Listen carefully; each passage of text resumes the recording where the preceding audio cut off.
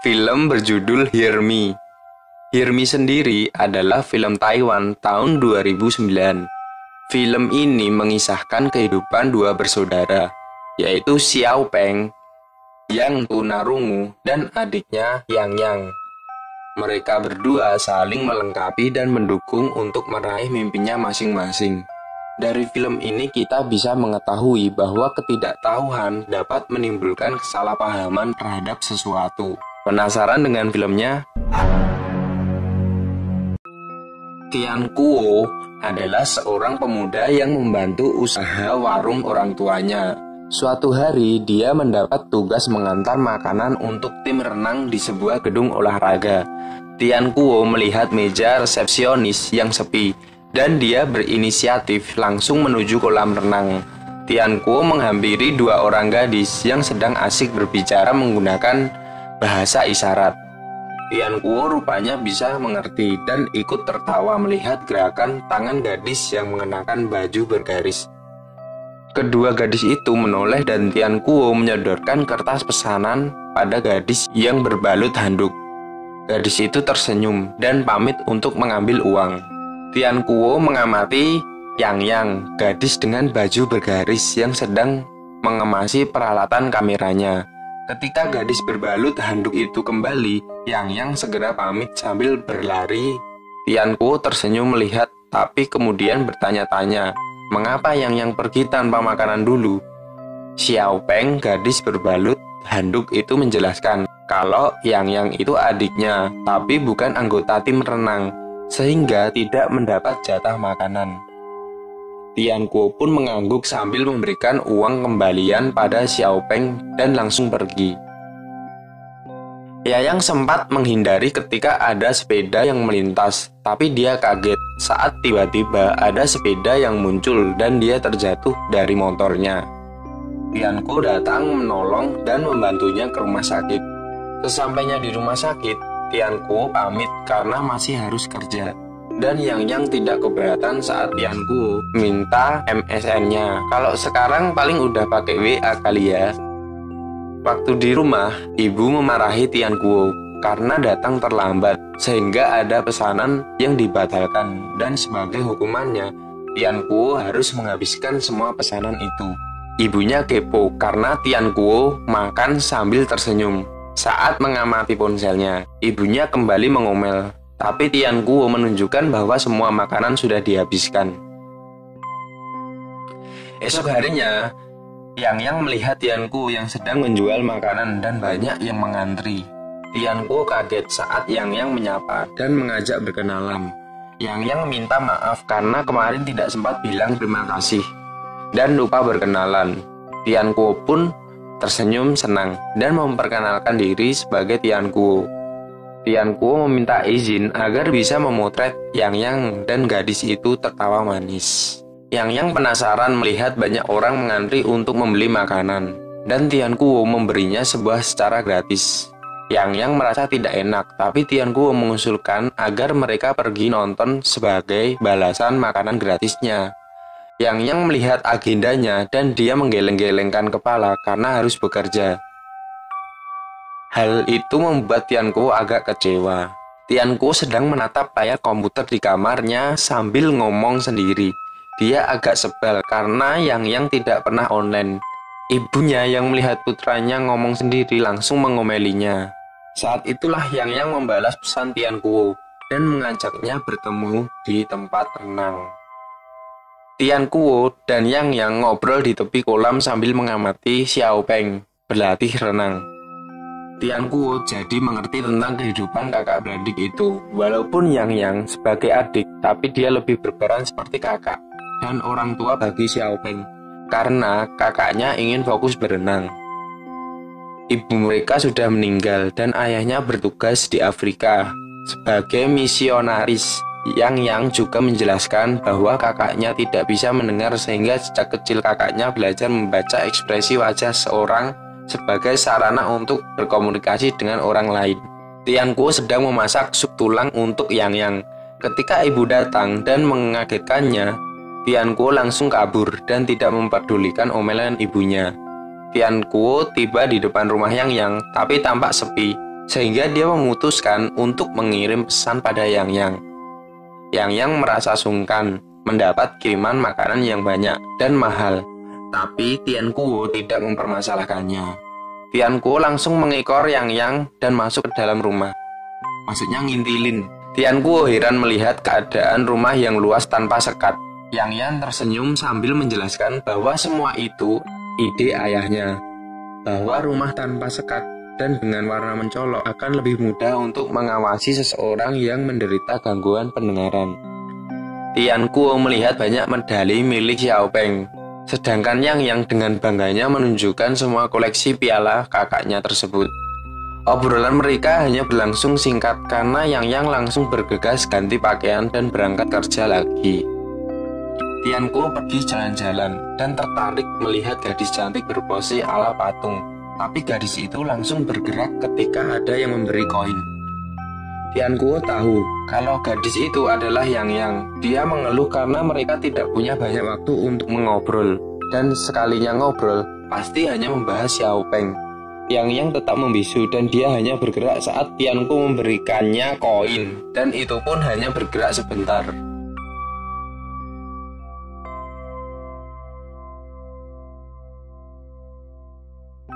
Sementara itu, Xiao Peng pulang dan membereskan rumah.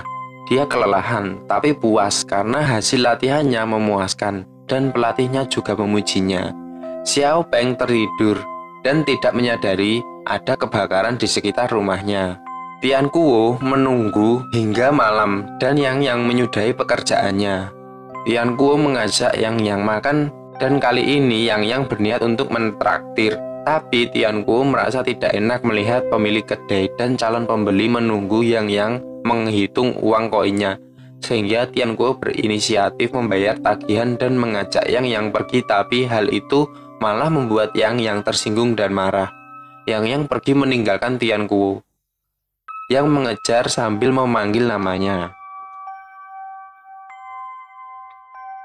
Yang Yang merasa bersalah pada kakaknya yang harus dilarikan ke rumah sakit karena menghirup asap saat terjadi kebakaran di dekat rumahnya. Xiao Peng berusaha menghibur adiknya dan memintanya untuk pulang beristirahat. Yang Yang pulang membersihkan rumah. Ketika menjenguk kakaknya, Yang Yang tidak sengaja melihat pembicaraan teman kakaknya. Mereka mengatakan bahwa Xiao Peng mengalami cedera akibat kebakaran sehingga bisa mempengaruhi aktivitas berenangnya, dan mereka berencana untuk berlatih lebih giat agar pelatih memilih mereka. Yang Yang sedih mendengarnya dan lalu ia pergi. Xiao Peng menemui adiknya yang sedang melamun. Yang Yang khawatir kalau kakaknya tidak bisa bertanding akibat kecelakaan itu. Tapi Xiao Peng kembali menegaskan bahwa dirinya baik-baik saja dan dia pasti bisa mengejar ketinggalannya. Yang Yang masih merasa bersalah bila sampai kakaknya gagal ikut bertanding. Tian Kuo mencari Yang Yang di tempat renang tapi tidak ketemu.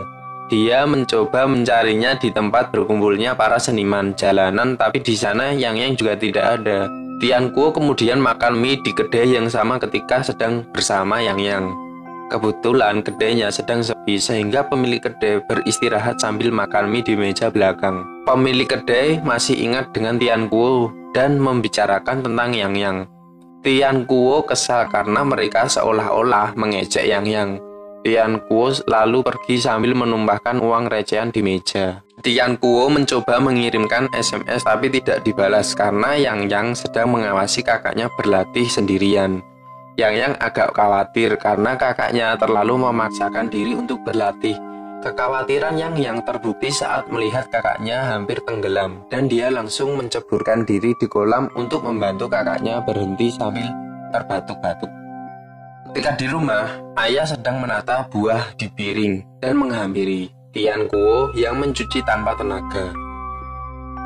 Dia menolak ketika ayah menyodorkan sepiring buah.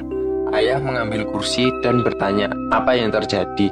Akhirnya Tian Kuo menceritakan kisahnya dengan Yang Yang, gadis cantik pekerja keras tapi tunarungu. Ayah mendiskusikan hal itu dengan ibu, tapi ibu ragu karena hanya Tian Kuo yang mengerti bahasa isyarat, sedangkan mereka tidak. Keesok harinya, ibu kerepotan dan memanggil Tian Kuo. Ayah mengatakan bahwa putra mereka sedang galau sehingga ibu harus sabar. Ibu kembali memanggil putranya dan dengan nada lembut meminta bantuan putranya untuk mengantar pesanan makanan. Ibu bahkan memberi uang saku dan meminta agar Tian Kuo tidak buru-buru pulang. Tian Kuo merasa heran, tapi dia menurut saja apa kata orang tuanya. Hujan deras tiba-tiba mengguyur ketika Tian Kuo selesai mengantarkan pesanannya. Dia berpikir sejenak sambil melihat uang yang tadi diberikan oleh ibunya. Tian Kuo bergegas menuju ke suatu tempat. Tian Kuo tiba di rumah Yang Yang. Dia memencet bel berkali-kali, tapi Yang Yang malah bersembunyi di balik pintu. Tian Kuo kecewa dan meletakkan sebuah kardus di atas kursi. Tian Kuo kembali memencet bel sebelum akhirnya menyerah dan pergi. Xiao Peng heran melihat adiknya dan ikut mengintip. Yang Yang keluar dan melihat kardus itu. Setelah dibuka, ternyata isinya adalah celengan dari kaca berbentuk burung bangau. Tian Kuo berusaha untuk minta maaf, tapi Yang Yang tidak membalasnya karena Yang Yang masih fokus membantu kakaknya yang galau, hingga membuat Tian Kuo stres. Tian Kuo pun tak tahu bagaimana caranya agar Yang Yang mau memaafkan dirinya lagi.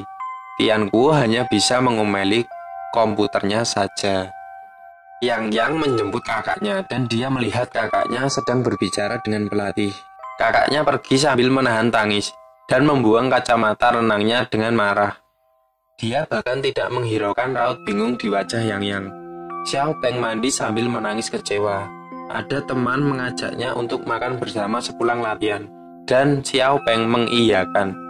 Yang Yang masih menunggu dan ketika melihat Xiao Peng, dia bergegas mengajaknya pulang, tapi Xiao Peng malah membentak dan menyuruhnya pulang. Yang Yang akhirnya pulang sendirian. Yang tidak tahu apa yang terjadi pada kakaknya. Dia kian sewot saat melihat Tian Kuo ada di depan rumahnya dalam balutan kostum pohon. Yang mengatakan bahwa mungkin mereka tidak cocok, tapi Tian Kuo tidak mau mengerti dan terus mencoba memencet bel agar Yang mau keluar dan bicara padanya, tapi Yang tidak mau keluar rumah lagi. Tian Kuo terpaksa pulang dengan kostum anehnya. Yang sedang memasukkan uang recehnya ke dalam celengan. Ketika mendengar kakaknya pulang dalam keadaan mabuk, Yang khawatir, tapi Xiao Peng malah kesal karena merasa dikasihani dan menjadi beban adiknya. Yang minta kakaknya menjelaskan apa yang terjadi dengan wajah sedih. Xiao Peng mengatakan bahwa pelatih memberitahukannya kalau performanya kian menurun. Artinya dia tidak punya kesempatan untuk ikut lomba tahun ini. Xiao Peng kecewa karena usaha kerasnya selama ini sia-sia. Yang merasa bersalah dan meminta maaf, tapi hal itu membuat Xiao Peng kian kesal karena adiknya tidak mengerti apa maksudnya. Xiao Peng merasa malu karena selama ini Yang selalu berkorban untuknya, tapi dia tidak bisa memberikan hadiah medali untuk adiknya.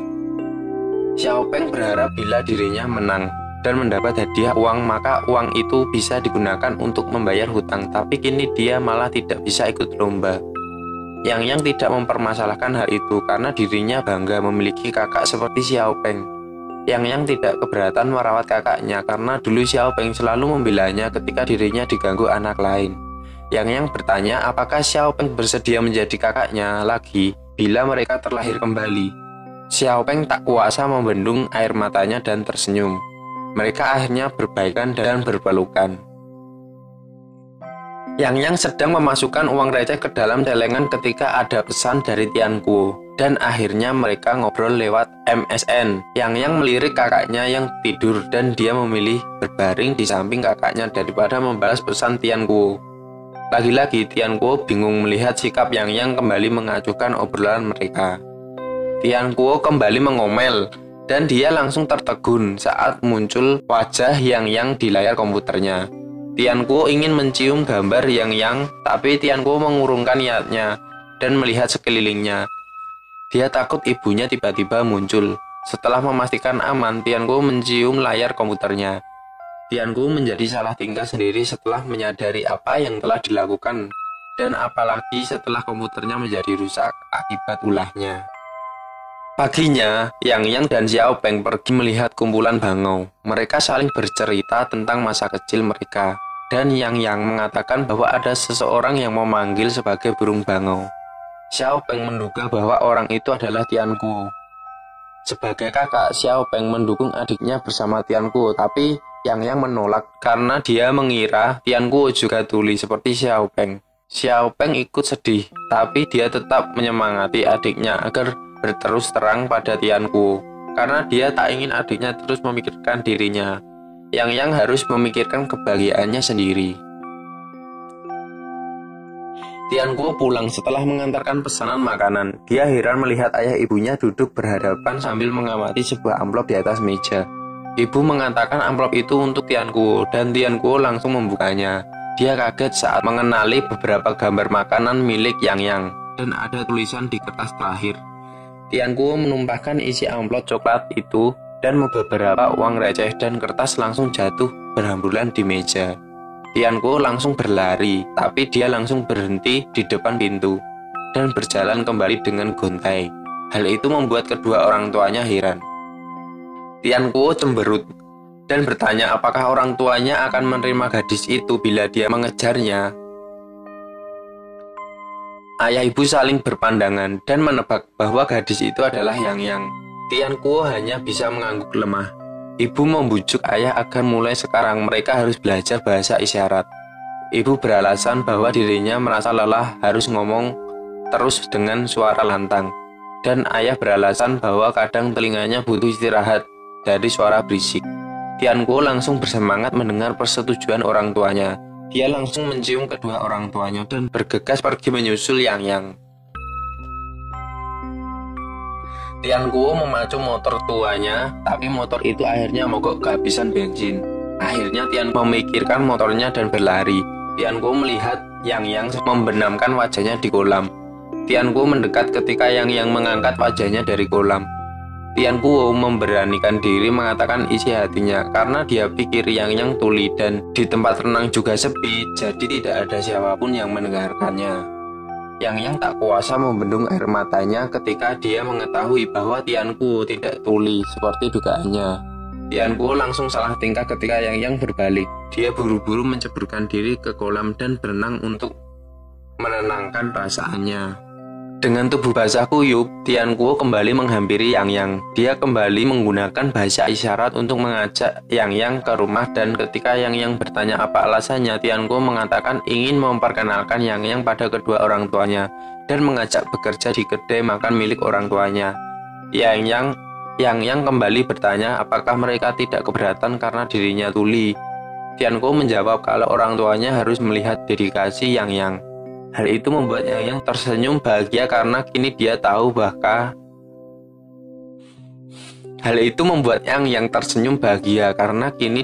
bahwa Tian Guo adalah lelaki normal.